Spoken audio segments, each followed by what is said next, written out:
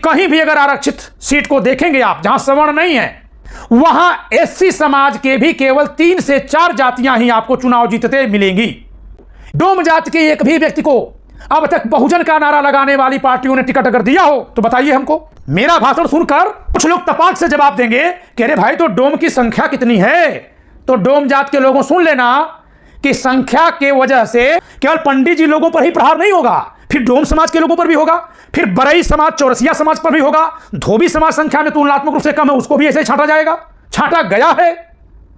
कितने मुसहर समाज के लोगों को टिकट दिया गया आज तक, कितने बढ़ई समाज के हमारे विधायक हैं आज तक, कितने लोहारों को टिकट दिया आपने, कितने कुहारों को दिया, कितने कम्हारों को दिया। जब आप सारे ओबीसी लोग एक हो तो फिर मलाई केवल कुछ ही जातियों को कैसे मिल जा रही है। ये जो एससी एसटी ओबीसी का नारा लगाने वाले नेता हैं, ये बाद में अंदर खाने भी जातियों की संख्या पर बात करेंगे। कुल मिलाकर ये जो जाति जनसंख्या की राजनीति है, इसमें निशाने पर कौन होगा? हर वो जाति निशाने पर हो जाएगी जिसकी जनसंख्या कम है। मैं दावे के साथ कह रहा हूं, ओबीसी रिजर्वेशन के बाद जितने ग्राम प्रधान चुने जाते हैं, टीडीसी, जितने ब्लॉक प्रमुख चुने जाते हैं, जितने महाप्रधान और जितने जिला पंचायत अध्यक्ष चुने जाते हैं, ऐसे ही शहरी निकायों में जितने वार्ड मेंबर चुने जाते हैं, टाउन एरिया अध्यक्ष चुने जाते हैं, नगर पालिका अध्यक्ष चुने जाते हैं, नगर निगमों के चेयरमैन चुने जाते हैं। अगर आपको 8 जातियों से ज्यादा समाज के लोग दिख गए ओबीसी में, तो आना डेटा लेकर पंकज त्रिपाठी का मुंह बंद कर देना। सवर्णों के पास क्या है गिनने की बात करने वाले नेता? ये पता है कि जहां सवर्ण है ही नहीं, वहां सबके पास कितना कितना पहुंचा है। जाति समाज के लोग वो अपनी अपनी जातियों को देखकर वोट देते हैं। इसी कारण से ओबीसी का आरक्षण हो जाने पर भी ओबीसी की वही जातियां वहां चुनाव जीत रही हैं जिन जातियों की जनसंख्या अधिक है। मैं उसके पक्ष में खड़ा हूं कि जाति जनगणना होनी ही चाहिए, होनी ही चाहिए, होनी ही चाहिए। और यह मांग मैं एक ब्राह्मण के नाते कर रहा हूं, सवर्ण के नाते कर रहा हूं। और ब्राह्मण समाज के लोगों से, सवर्ण समाज के लोगों से मेरा आह्वान है कि जाति जनगणना से बिल्कुल तुम मत डरो। संविधान में व्यक्ति की समानता की बात की गई है, जातियों की समानता की कहीं कोई बात नहीं की गई है। मैं सवर्णों के खिलाफ राजनीति करने वाले उन सभी नेताओं, पत्रकारों, बुद्धिजीवियों को चुनौती देता हूं कि है आप में हिम्मत कि आप एससी एसटी ओबीसी की दीवारों को हटा करके एक वर्ग बना दीजिए, आरक्षित वर्ग, अनारक्षित वर्ग। तो जिसकी जितनी संख्या भारी उसका उतना प्रत्याशी भारी। हेलो दोस्तों, आप सभी का the logical Indian YouTube channel में बहुत बहुत स्वागत है। मैं हूं एडवोकेट पंकज कुमार त्रिपाठी, लखनऊ से। दोस्तों, शंभू सिंह के इस वीडियो पर मैंने एक वीडियो इसके पहले प्रकाशित की थी, लेकिन इस वीडियो पर कुछ विचार बचे हुए थे क्योंकि वह अलग प्रकृति के थे। इस नाते मैं उस पर दूसरी वीडियो भेज रहा हूं आपको। शंभू सिंह जी अपनी इस वीडियो में आपको आह्वान कर रहे हैं कि सवर्णों का बिल्कुल बहिष्कार करिए। किसी भी पार्टी से अगर वो चुनाव में उतरते हैं तो उन्हें वोट मत दीजिए। देखना पड़ेगा कि पार्टी कोई भी हो, आपके समाज का आदमी है कि नहीं, चाहे वो कांग्रेस हो चाहे बीजेपी हो। और कम से कम सवर्ण नेता जो काम कहे उस पर तो बिल्कुल मत जाइएगा, चाहे वो योगी जी हो, चाहे राहुल गांधी हो, चाहे ममता बनर्जी हो। इस देश के सवर्ण नेता आपके सगे नहीं हो सकते हैं। और दलित, पिछड़ा, किसान, आदिवासी, अल्पसंख्यक नेता चाहे वो किसी पार्टी में हो, वो आपको भला कर सकता है। पार्टी कोई भी हो, सवाल है कि वो एससी एसटी ओबीसी, किसान, अल्पसंख्यक है कि नहीं। आपकी क्या राय है? आप लोग अपनी राय जरूर। और क्योंकि इस समय ब्राह्मण और सवर्ण के खिलाफ राजनीति फिर से शुरू हो गई है, तो हमारे बहुत से बहुजन युवाओं को इनकी ये बात बहुत आकर्षक लगेगी। तो दोस्तों, अब मैं आज आपको भारत की राजनीति का वह पहलू बता रहा हूं, वह जगह बता रहा हूं, उन पदों पर चर्चा करने जा रहा हूं जहां सवर्ण समाज होता ही नहीं है। जी हां, संविधान में आरक्षण करके सवर्ण समाज को जहां जहां आने से रोक दिया गया है, वहां कौन लोग आ रहे हैं ये देखना है। यानी यदि सवर्ण नहीं होंगे तो कौन होंगे ये देखना है। शंभू सिंह के आह्वान का मतलब कुल मिलाकर यही है कि मानकर मतदान करो कि सवर्ण है ही नहीं, तो ठीक है, सवर्ण नहीं होंगे तो कौन लोग होंगे। तो भारत की संसद में जो 131 सीटें और विधानसभाओं में जो सीटें एससी एसटी के लिए रिजर्व हैं, हम उनमें देख लेते हैं। वहां तो सवर्ण नहीं है, ओबीसी भी नहीं है, मुसलमान भी नहीं है, केवल हमारे एससी भाई हैं जहां एससी सीट रिजर्व है, और एसटी समाज के हमारे भाई हैं जहां एसटी सीट रिजर्व है। मैं आपको एक सवाल दे रहा हूं कि अपने अगल बगल की एससी सीट देखिए, जो भी आपके बगल में हो, और जब से वो सीट एससी डिक्लेयर हुई हो तब से अब तक के चुनावों पर जरा एक बार दृष्टि डालिए और देखकर बताइए कि आजादी के बाद से अब तक हुए चुनावों में जितने भी वहां से सांसद या विधायक चुने गए हैं एससी सीट रिजर्व होने के नाते से, वे कितनी जातियों से हैं, कुल मिलाकर कितनी जातियों से हैं। जैसे मान लेते हैं कि अगर 17 सांसद चुने गए तो उस 17 सांसदों की जात जरा देख लीजिएगा, क्या वे 17 अलग अलग एससी जातियों के लोग हैं? मैं दावे के साथ कह रहा हूं दोस्त कि कहीं भी अगर आरक्षित सीट को देखेंगे आप, जहां सवर्ण नहीं है, वहां एससी समाज के भी केवल 3 से 4 जातियां ही आपको चुनाव जीतते मिलेंगी। यानी जहां सवर्ण नहीं भी हैं, वहां अगर हम कह दें कि सभी जातियां आपस में न्याय से रह ले रही हैं या न्यायिक हक पा ले रही हैं या उन सभी को प्रतिनिधित्व मिल जा रहा है, तो आप इस आंकड़े से मेरा मुंह बंद कर दीजिएगा कि जी नहीं, 17 चुनाव में जो 17 सांसद हुए हैं वो एससी कैटेगरी में आने वाली 17 अलग अलग जातियों के हैं। नहीं मिलेगा आपको। डोम जाति के एक भी व्यक्ति को अब तक बहुजन का नारा लगाने वाली पार्टियों ने टिकट अगर दिया हो तो बताइए हमको। धोबी जात के कितने लोगों को टिकट मिलता है? मेरा भाषण सुनकर कुछ लोग तपाक से जवाब देंगे कि अरे भाई, तो डोम की संख्या कितनी है? तो डोम जात के लोगों सुन लेना कि संख्या के वजह से केवल पंडित जी लोगों पर ही प्रहार नहीं होगा, फिर डोम समाज के लोगों पर भी होगा, फिर बरई समाज, चौरसिया समाज पर भी होगा। धोबी समाज संख्या में तुलनात्मक रूप से कम है, उसको भी ऐसे ही छांटा जाएगा, छांटा गया है।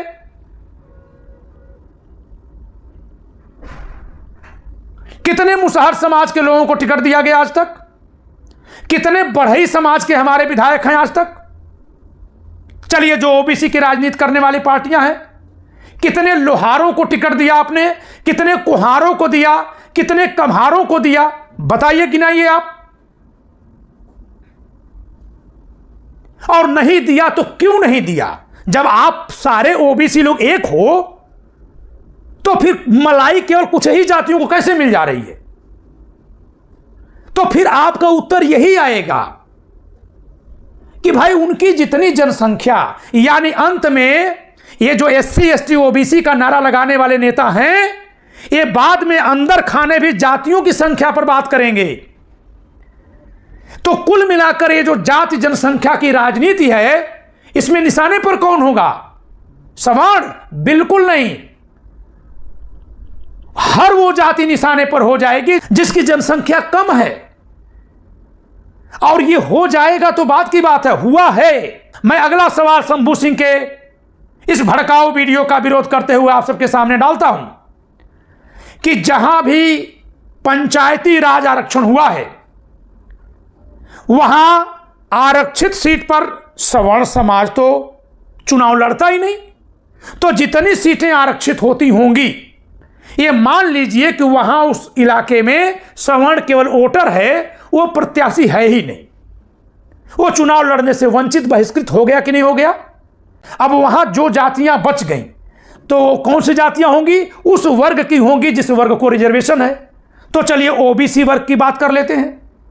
उत्तर प्रदेश में जितने जिले हैं, इन जिलों में ओबीसी के लिए जिला पंचायत अध्यक्ष की जो सीटें रिजर्व होती हैं, जरा उन जिला पंचायत अध्यक्षों की जब से रिजर्वेशन चल रहा है 95 से, तब से चुने गए प्रत्याशियों की जाति का एक डेटा निकलवा लिया जाए, देख लिया जाए कि संविधान के अधीन जो ओबीसी समाज को आरक्षण मिला है, क्या उसमें ओबीसी जातियों का कोई बिना भेदभाव किए सबको अवसर मिल जा रहा है?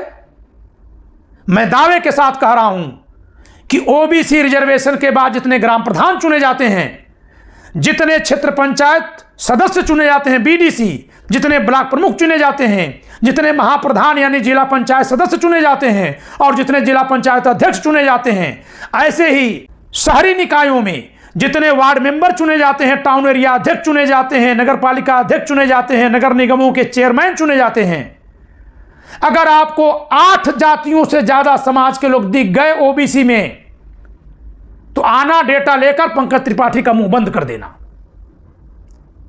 सवर्णों के पास क्या है गिनने गिनने गिनने गिनने की बात करने वाले नेता? ये पता है कि जहां सवर्ण है ही नहीं, वहां सबके पास कितना कितना पहुंचा है। और ये सवाल मैं राहुल गांधी तक भेज रहा हूं कि संविधान के अधीन जो आरक्षण मिला था, जो बैसाखी मिली थी, वो बैसाखी केवल कुछ जातियों तक ही क्यों चली गई? मैं नौकरियों में आरक्षण पर सवाल नहीं उठा रहा हूं, क्योंकि उसमें आप परीक्षा में फॉर्म भरिए, एग्जामिनर कॉपी जांचेगा और वहां जो उस मानक पर आएगा वो चयनित होगा, वो अलग बात है। लेकिन जो लोकतांत्रिक आरक्षण है चुनाव में, उसमें एग्जामिनर कौन होता है? जाति समाज के लोग।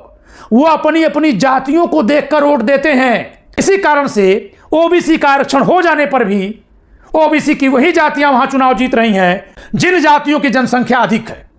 यानी जो जनसंख्या के आधार पर प्रतिनिधित्व की बात हो रही है, भले इस आधार पर पहले सवर्णों को निशाने पर लिया जा रहा है, लेकिन बाद में वे सभी जातियां एक एक करके निशाने पर ले ली जाएंगी।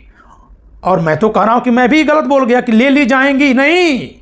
जब से राजनीतिक निकायों का जहां जहां जिन जिन वर्गों के लिए आरक्षण है, उन वर्गों में आने वाली वे जातियां जिनकी जनसंख्या कम है, बिना कोई बात किए उनके साथ भेदभाव होता चला आया है। नहीं तो मैं फिर से कह रहा हूं कि डेटा जारी कर दिया जाए। जाति जनगणना का तो डेटा बहुत मुश्किल होगा। मैं उसके पक्ष में खड़ा हूं कि जाति जनगणना होनी ही चाहिए, होनी ही चाहिए, होनी ही चाहिए। और यह मांग मैं एक ब्राह्मण के नाते कर रहा हूं, सवर्ण के नाते कर रहा हूं। और ब्राह्मण समाज के लोगों से, सवर्ण समाज के लोगों से मेरा आह्वान है कि जाति जनगणना से बिल्कुल तुम मत डरो, बिल्कुल मत डरो। 15 जातियों के सिवा से सभी जातियां अलग अलग अगर गिनी जाएंगी तो तुम्हारी संख्या से कम आएंगी।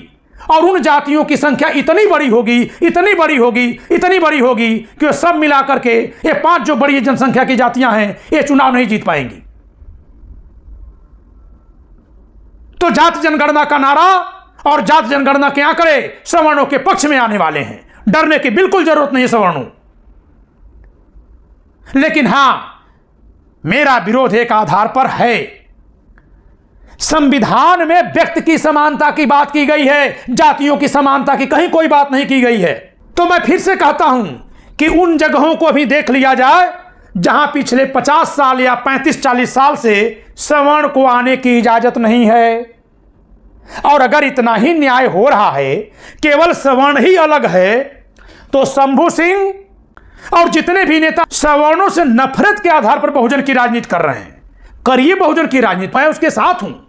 लेकिन सवर्णों से नफरत के आधार पर जो राजनीति कर रहे हैं, उनको मेरा खुला चैलेंज है कि जब सवर्ण ही केवल अलग है, से सारे 85% लोग एक ही तरह के हैं, तो काहे का ओबीसी एससी एसटी हटा दीजिए वर्गीकरण।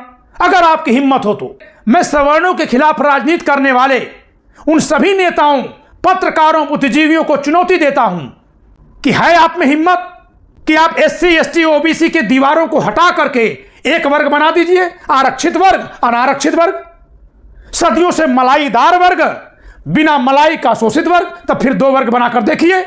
हिम्मत हो तो आप करके देखिए। नहीं है हिम्मत आपके अंदर, नहीं है हिम्मत आपके अंदर, नहीं है हिम्मत आपके अंदर। क्यों? क्योंकि सवर्णों से जो अन्य का अंतर है वो केवल इतना भर नहीं है। ओबीसी में आने वाली जातियों से एससी की जातियां भी अलग हैं, सामाजिक, आर्थिक, राजनैतिक, मनोवैज्ञानिक और लठैती के स्तर पर, सामाजिक स्वीकृति के स्तर पर। तो जब जाति जनसंख्या को मुद्दा आप बना ही रहे हो, तो फिर उन जातियों को अलग करना पड़ेगा जो अपनी जनसंख्या के आधार पर कम हैं। और यह जरूरी आरक्षण है, क्योंकि इसी आधार पर उनकी संख्या कम होने के कारण से ही आज तक कोई डोम समाज का व्यक्ति टिकट ही नहीं पाया। तो आगे सवर्णों को आप हटा भी दोगे शंभू सिंह, बहिष्कार भी आप कर दोगे। जिस तरह की पुकार करना है आपका, भारतीय न्याय संहिता की कई धाराओं में अपराध है, कई धाराओं में 196, 197, 353 पढ़ लीजिएगा। शंभू सिंह जातीय नफरत का जो बयान दे रहे हैं वो उसी प्रकार से अपराध है जैसे धार्मिक आधार पर नफरती बयान देना। और उसको हमारा संविधान उसी तरह से संविधान विरुद्ध मानता है जैसे धार्मिक ध्रुवीकरण के लिए दिए गए सांप्रदायिक बयान को रोकता है। तो फिर से मैं चुनौती देता हूं कि अगर केवल सवर्ण ही अलग हैं और आप सब एक साथ हैं, सब एक जैसे हैं, तो ले आइए एक प्रस्ताव कि सवर्णों को अलग से ओबीसी एससी एसटी का कोई कैटेगराइजेशन नहीं होगा, क्योंकि देश में सब कैटेगराइजेशन तो केवल ब्राह्मण करते हैं। तो आप अपने को एक में कर लीजिए, हो हिम्मत तो करके दिखा दीजिए आप। दोस्तों, संविधान की तरफ चलिए। संविधान किसी के भी बहिष्कार को रोकता है। यह मैं इतनी बातें इसलिए कह रहा हूं क्योंकि इसके दो उद्देश्य हैं। एक तो एससी समाज और ओबीसी समाज का आरक्षण होने के बावजूद भी जनसंख्या में कम रह जाने के कारण एससी और ओबीसी समाज की वे जातियां जो कहीं चुनाव में आती ही नहीं है, जीत नहीं पाती हैं, क्योंकि मतदाता जब वोट देता है तो जाति देखकर देता है, वो ओबीसी एससी एसटी देखकर नहीं देता। तो जिसकी जितनी संख्या भारी उसका उतना प्रत्याशी भारी। तो इस जनसंख्या के नारे से केवल सवर्ण ही नहीं परेशान होंगे, उन सारी जातियों के लोग परेशान हो जाएंगे जिनकी जनसंख्या, जिनकी जातीय जनसंख्या कम है, क्योंकि जो मतदाता है वो जाति देखकर वोट देता है।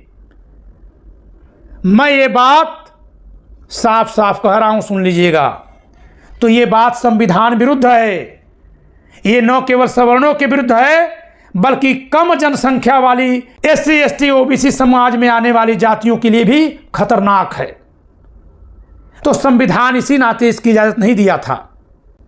इसलिए हे मेरे भाइयों, संविधान के साथ चलो।